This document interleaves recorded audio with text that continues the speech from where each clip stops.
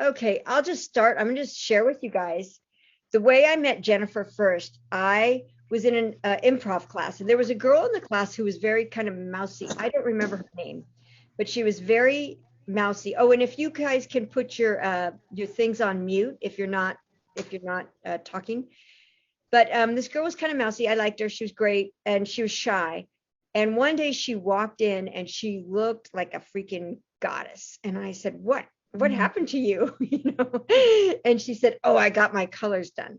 And I said, What do you mean?" And she said, "I went to this woman, Jennifer Butler, and she told me all about Jennifer, and she was radiant. She looked like you could see her.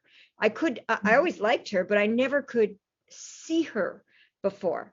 So then Jennifer came to my house, or I got my colors done with Jennifer. And I have a palette I'll show you in a minute, but I got my colors done with Jennifer. And also, she helped me know the shape of my face, the shape of my body, the things that work for me. All my clothes were clothes that were good for my mom. I love my mom, so all my clothes were right for my mom. So I gave my mom probably $15,000 worth of clothes that I couldn't wear anymore. And when I look now at acting jobs I did before I knew Jennifer, they almost always put me in peachy corally colors because I'm naturally blonde. I had natural blonde hair, blue eyes, and magazines would say, "Oh, you want to wear peach and coral." No, I have pink skin. So I learned all this from Jennifer. She also helped me understand like how to wear, like how to have jewelry that works. She has people that create jewelry for you, and she's literally changed my life. I feel like it's so easy for me to go shopping. It takes no time. I walk into a store, I know exactly if something's going to be the right color. Then I check if it's the right kind of fit, the right kind of style. And it all enhances who I am naturally. It's not like it's something fake. It's just something that is super easy. And I don't buy things that I don't wear anymore. Like I know immediately if it's right for me now because of Jennifer. And Jennifer is brilliant. She is really good at seeing things in a very deep way. Again, put yourselves on mute if you can. She sees color in people that you might not even know you had. I had no idea I had pink skin. I had no idea I have teal in my eyes. Like, so even my pillow here, teal, right? It'll enhance my eyes a little bit if I'm wearing teal. And Jennifer sees you in a way, and I'll just share one more thing. Jennifer used to have these group things where we'd all be in a room before COVID, and people bring clothes that they're not used, that they don't wear, or that they're not sure about. Jennifer would either say, "Yes, that's right for you, and this is how you wear it," or she'd look around the room and she'd say, "Hey, this is for this person." And you watch the person even just hold the thing up to them, and you'd be like, "Oh my God." And they lit up. They were so beautiful. So, Jennifer, I take it away. I'm going to ask you some questions, but did you have any? Thank you. Well, thank you for the invitation for everybody being together. So this is really a journey to authentic beauty. And even though I had 10 years in the fashion industry at New York, it certainly didn't prepare me for this body of knowledge. It was really more of I would say, the spiritual journey in my life. I what's called a sublimated personality. So I wore everything that was in fashion, and then of course had totally lost who I was. And I'll show you my palette, and Karen, it might be nice to show yours.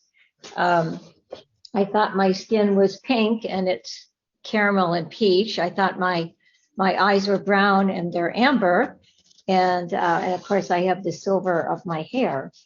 So the colors are done, and why they're powerful, they're done in our harmonic that's given to us by Mother Nature. So if you and I were not alive yet, and somebody handed somebody a box of crayons and said, "Okay, paint this skin tone and hair color and eyes," that's the sacred triad that brings you into physical form. So Karen's is that beautiful teal, right? And then the soft pink. And then her hair color is probably the second. Yeah.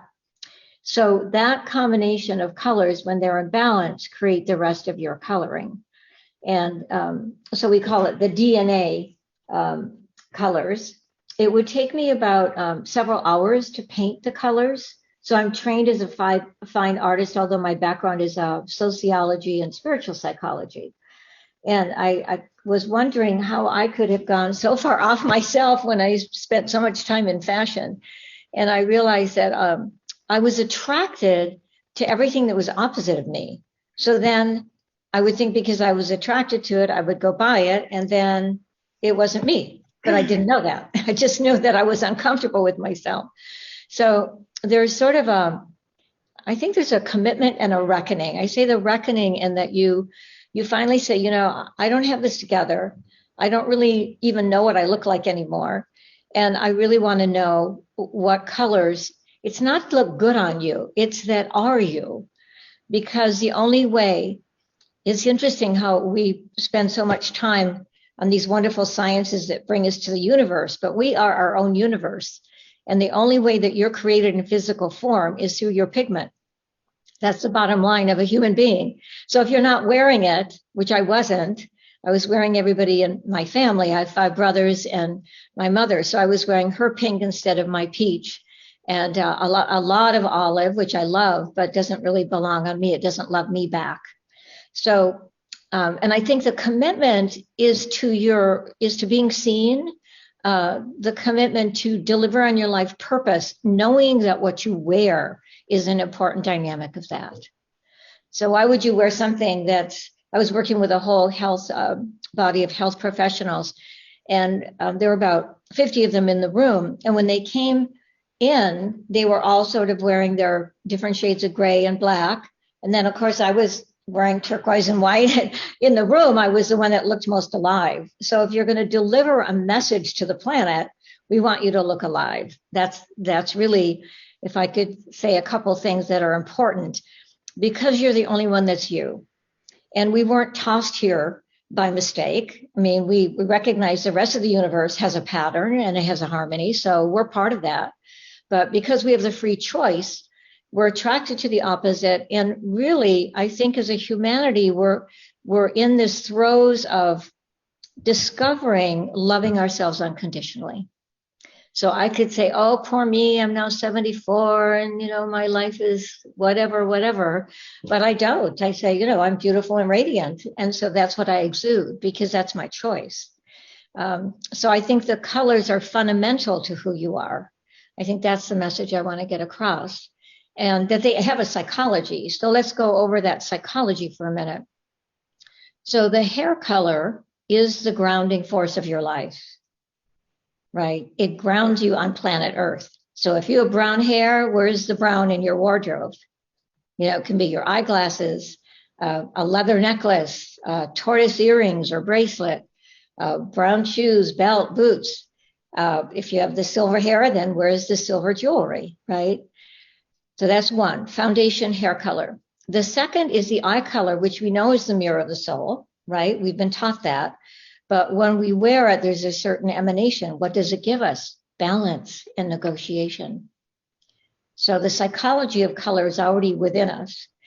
And then the skin tone, one of the most important colors that we've researched, the people who've studied with my teacher in the 1940s, right? And years later, we say, okay, you know, you've lived your palette for 40 years. What's the color, right? And everybody says their skin tone, which Karen is wearing, and I'm wearing a version of my blush tone.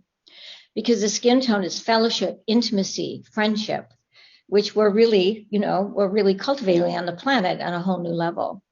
So the hair, skin, and eyes are the foundation. My colors have what we call a triadic relationship.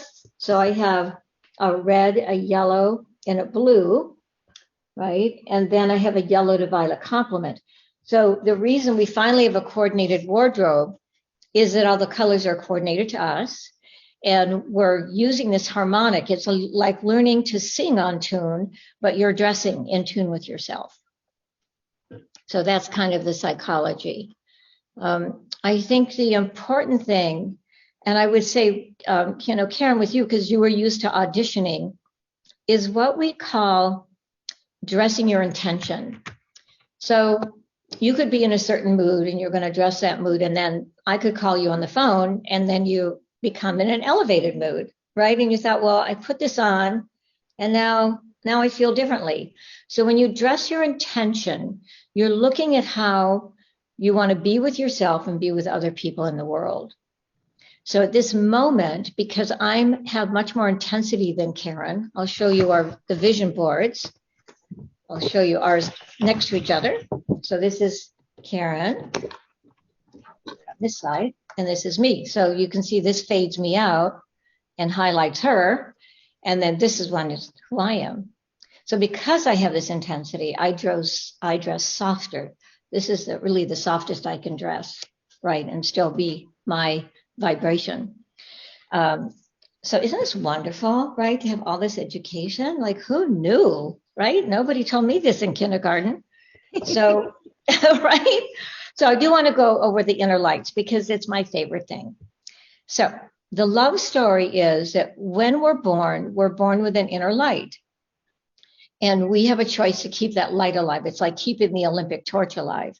So if you are a spring, the giver of life, the giver of new beginnings, you emanate sun.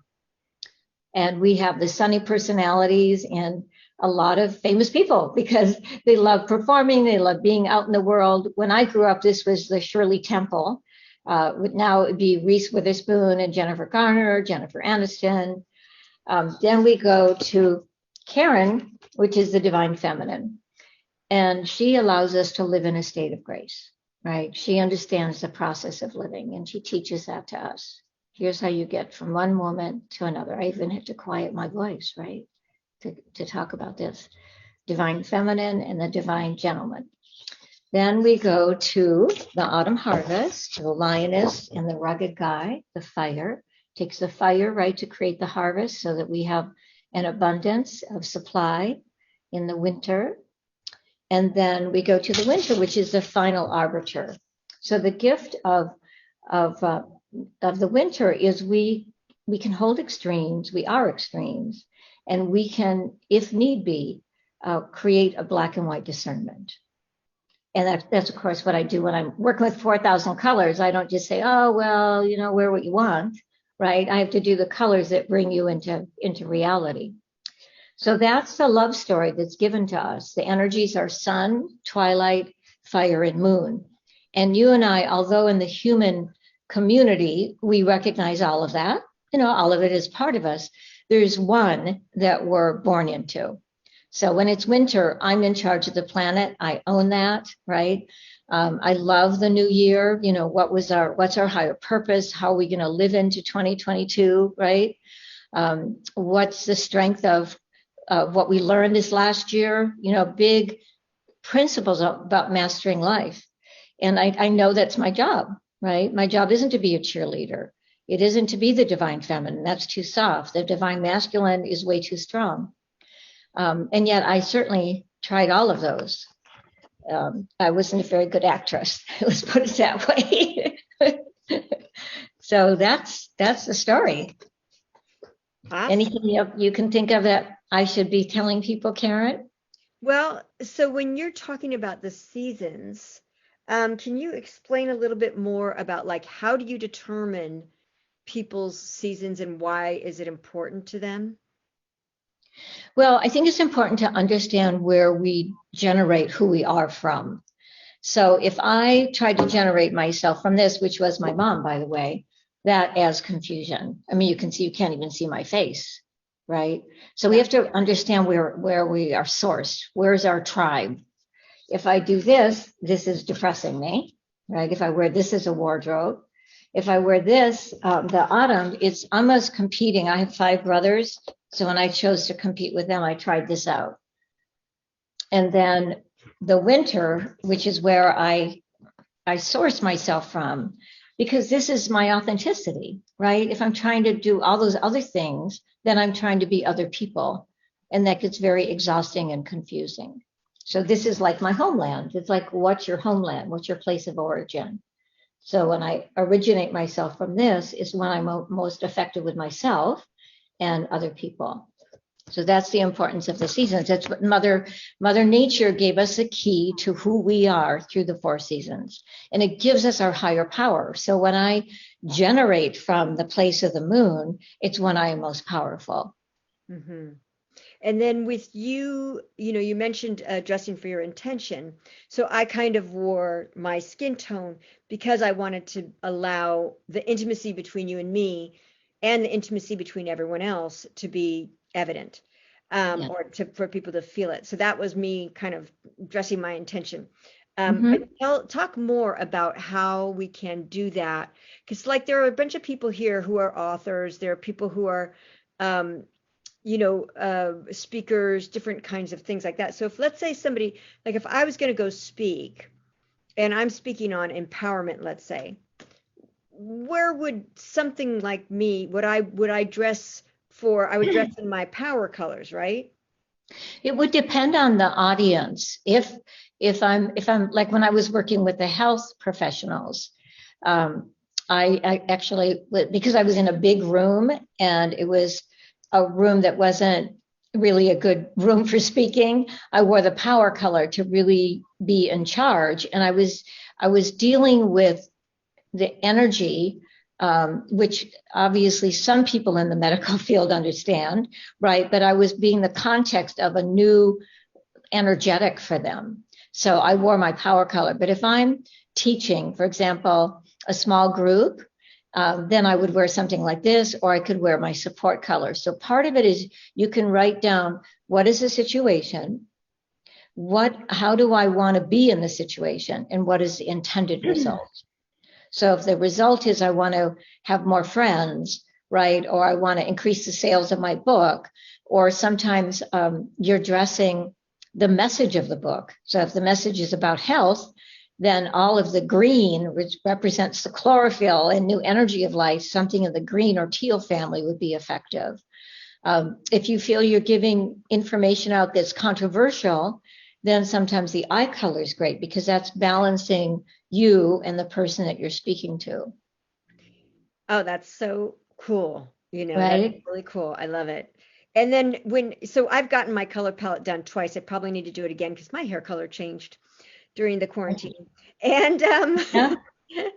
and so when you get your color palette done, how does it translate to like a personal brand or a social media presence? How, or to a book cover or to advertising and stuff like that? How would you use your color palette in that way? Well, this is the book I wrote, Reinventing Your Style, and this is my power color. So that's how I used it. And then on the back cover, I'm wearing a bright yellow, which is again the eye color. So I chose that because it was wanting to really at the time make an impact, right? And because people in the fashion industry were black and white, I wanted to offer another alternative. And the blue is something that really stands out. I didn't put the black lettering. It's interesting, I put the white. But when you do the branding, what we do is we work with the geometry of the face. So the shape of the face and the features are the lettering. The level of contrast in here is the contrast between my hair and my skin. So you take all the principles of design and you apply them to the brand. If you look at my website, jenniferbutlercolor.com, you can take the free quiz, right, which will give you the season at the end, but just notice all the colors that I used. I used a lot of purple and gold together, a lot of the skin tone, a lot of the red, depending on the messaging of that particular section of communication. So if it's more intimacy, then I'm going to dress and wear something like this. So it's really looking at the intention behind each section of the website. What is the messaging? And then picking the color from your palette that supports that, or color combinations. So if I wear the gold of my eyes, which is the soul and balance, with purple, which is my support, I'm being balanced and supportive. Yeah, that feels so edifying, right? Right? I hope you guys are enjoying this. And what would you say, like, what is the number one or few mistakes that people make? Oh, I want to, before we go there. So, like, I didn't know this, but I have a soft triangle chin and a soft triangle nose, according to Jennifer. So I can wear it's better for me to wear a triangle neckline. Mhm. And when I used to wear these like a, what do you call it? Like a, All right. The high collar. and it's not as cute. You can see how it kind of shuts down my shape of my face. Whereas Mhm. if in a V-neck, I have more of that. And I want to say something that you taught about the color of the teeth and the whites of the eyes before we go. Can you share about that a little bit? Well, a lot of people want to know about wearing white. And so what we do to determine your white is we're looking at the whites of your eyes. So for the spring, because they're the golden light, we usually wear a fresh white or an ivory. The summers wear more of a bone white. The autumns wear again the ivory, and the winters either a white, or in this case, this is a soft off-white. So I wanted to point something out. If you look at her necklace, right, she's got the V that mirrors her jaw, and my collar here, is very square, and it mirrors my jawline, right? And then I can do the V. But if I did this without this, it wouldn't work. So it's amazing the way that we take the sacred geometry that we recognize in the universe and then we apply it to us. So that's super helpful. And then with regard to the kind of mistakes people make, what do you see that gets in people's way or that they make mistakes about? I think that comes a lot from the subconscious. I think what a lot of people, it feels like this good idea, oh, I want to be seen. And yet that's a very vulnerable thing to be seen. So if you think you want to be seen, but not really, then you tend to downplay and wear colors that are too dull. And then I would say the other part is then when we finally decide, okay, I'm going to go for it, then we wear the colors that are kind of off key or the opposite of who we are. So I mean, I have to be honest, I dressed every season, right? Because I came from a fashion background. So I was really lost. And I had had my palette done 10 times before I met Suzanne. And she didn't give me any of the colors that people had given me because I have a very atypical palette. So I finally said, okay, this is what I actually look like. And so my commitment is to do the colors at that level. There's many colorists out there who believe everybody can wear every color. It's a matter of the tonal value. For me, there's only one of you, right? And my commitment is that you show up as yourself. So it's a different context. Yeah. Yes, and that's what I love. I just want to share a story. One of my clients came to, I think it was the last time we had this group thing at Jennifer's house.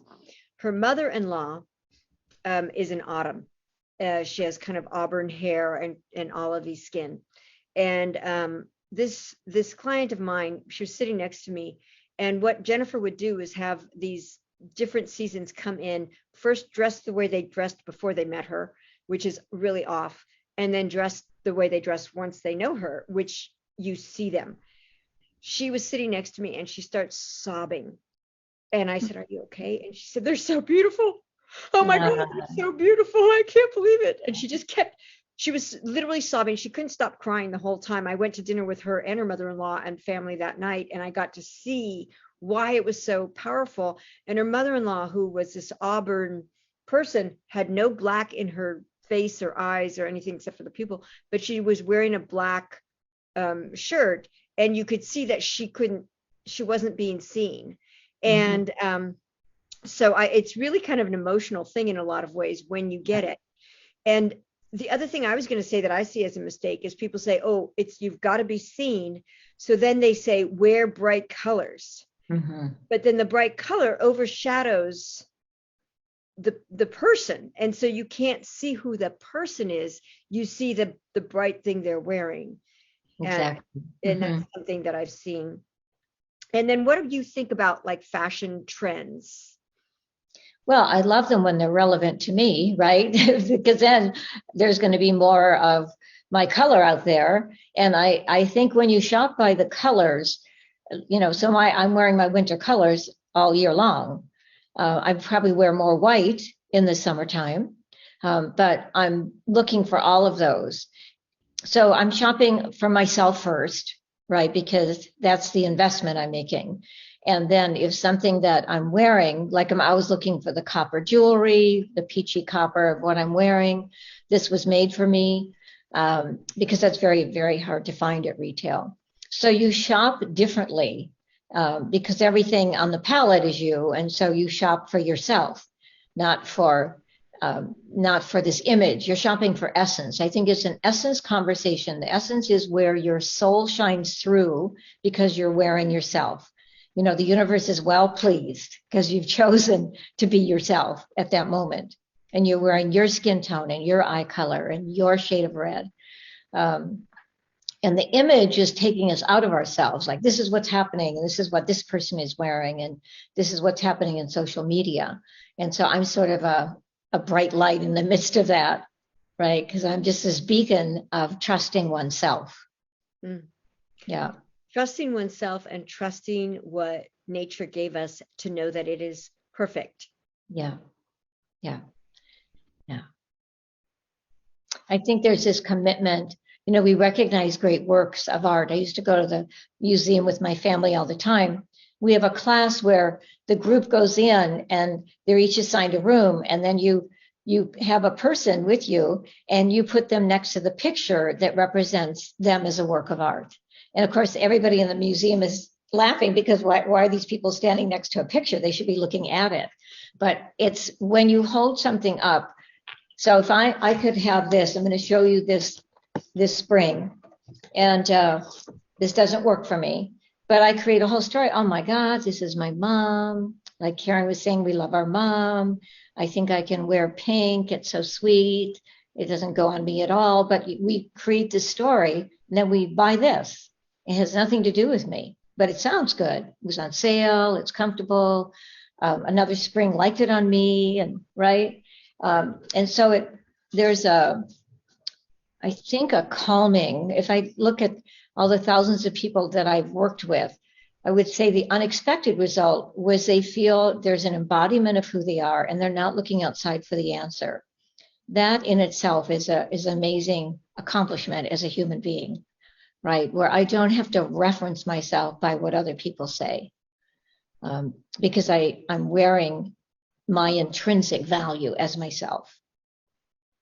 Mm-hmm. And that was an experience for me because I met you before I kind of got into this place of all love all the time. Like I said, I met you in 99 and I didn't get into this place until 2009. And for me, once I started getting my colors, I felt more confident at auditions. I felt more confident in social situations. I felt more beautiful.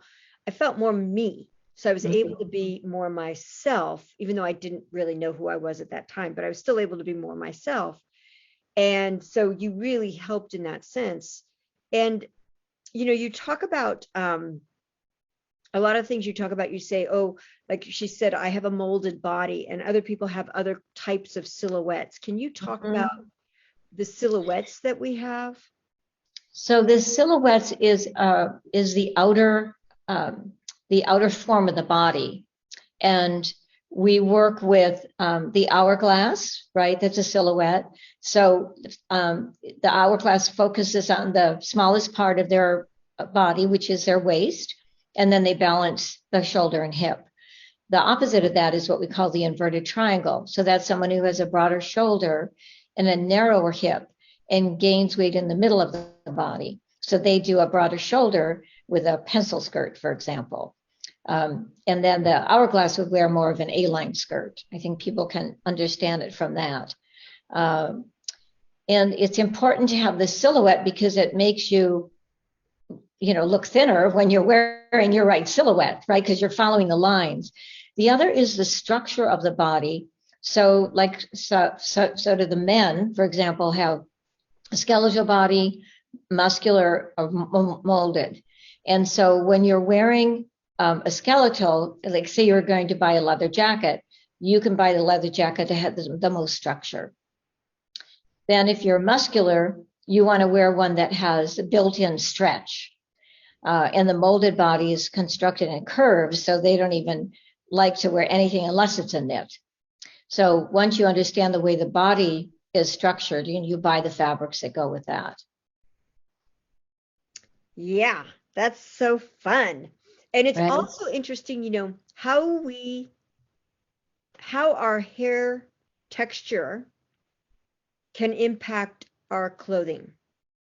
Right. So we have many discussions about, first of all, hair color and then the texture. So a lot of people have naturally curly hair, which allows you more texture in your clothing and more complexity in your design. So more complexity is someone who says, well, I think I'm comfortable wearing a print, or I think I'll wear maybe earrings, a necklace, and a bracelet. And so you're dressing basically the energy of the face, the shape of the face, the geometry of the face. And so everything is mirroring back to you. I'll show you something. I'm going to take this off, and you're going to see something called visual weight disappear. Look what's happened. Yeah. Okay. Can you guys see it? Like she looks less. I lost the structure Right. of the jawline. And you look less you. Yeah. And I lost contrast. Right. Right. So the lights got dimmed. So if I add this, which is the metallic of my eyes and skin, right, now I'm back on track. And same with Karen. If she took her necklace off, the necklace that she has on is repeating the depth of her hair color. So that's why when people dye their hair, it can be tricky, because you're taking a part of this sacred triad, which is your natural balance, and you're altering it. And so it skews the body. Right. And it throws us off balance. And you can see here, like it looks more, and just I don't look like myself, but this gives more weight to me. Yep. And it makes me just more me, I think. Yeah, if we commit to ourselves as a work of art, then we become this amazing study, right? We have this blank canvas. So how are we going to create something? So what we were just describing was contrast. I have the contrast between my hair and skin, my eyes and skin, and my eyes and my hair. And so when I took the necklace off, I lost a level of contrast, which was really important. Yes, contrast is so valuable in art. And I love when you're saying, that we are a work of art. I mean, when you think about it, everything in nature is a work of art. And so that's beautiful.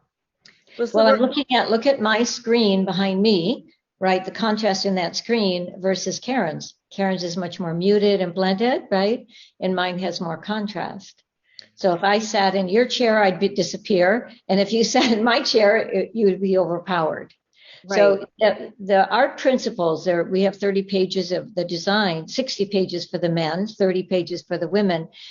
You're looking at all these aspects of what we recognize in a fine art, but now because we're the work of art, we get to apply those to us. So it's texture and complexity and proportion and scale, visual weight, like the weight of your eyeglasses or your sunglasses, your handbag, the visual weight in a room, the visual weight of the screen behind us, the visual weight of our jewelry, geometry.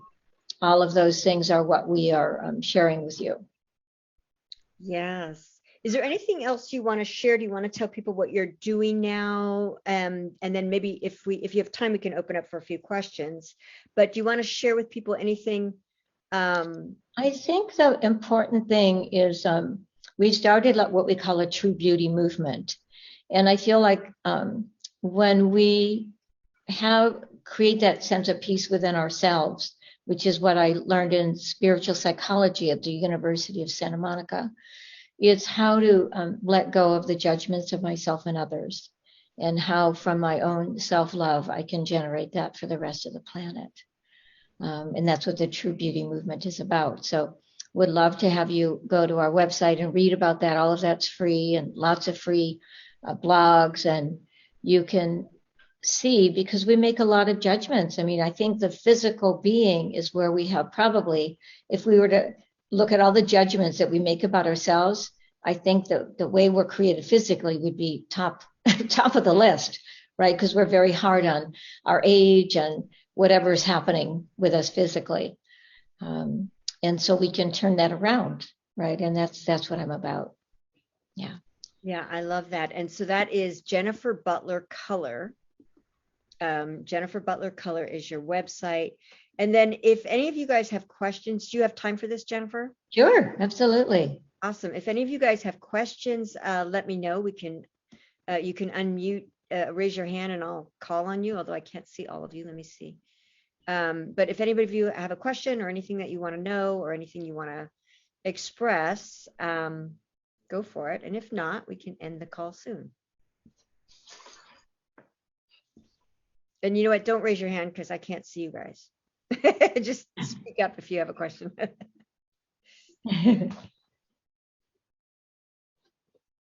Nothing? All right. Well, I'm really glad you guys all came. Like I said, Jennifer is somebody that I've worked with for about 20 years. I will share one more story if you don't mind, Jennifer. Sure. I got everybody I knew to do, somebody wrote a thing, but I can't see it very well. Let me see. Oh, how to match highlighted hair. Oh, So usually when someone highlights their hair, if they do it with a tonal value that's from the skin or eyes, there will still remain a consistency. That I was working with a young lady this morning in an exercise. I was at the OsteoStrong, and she'd highlighted her hair, right? She'd highlighted it with the skin tone and her hair color, and I complimented her because it was still this beautiful kind of amber light that was shining through. So it's not that you can't highlight it, you just want to highlight it with the consistency of your own pigment. And then the main thing is to take some fun pictures, because if I take pictures with a highlight, sometimes my face sort of disappears because the highlight is too strong. If I weave it in so that I'm still seeing the undertone of the hair and I'm still focusing on my eyes, right, then you know that it's in balance with you. So that's a question that people bring me a lot.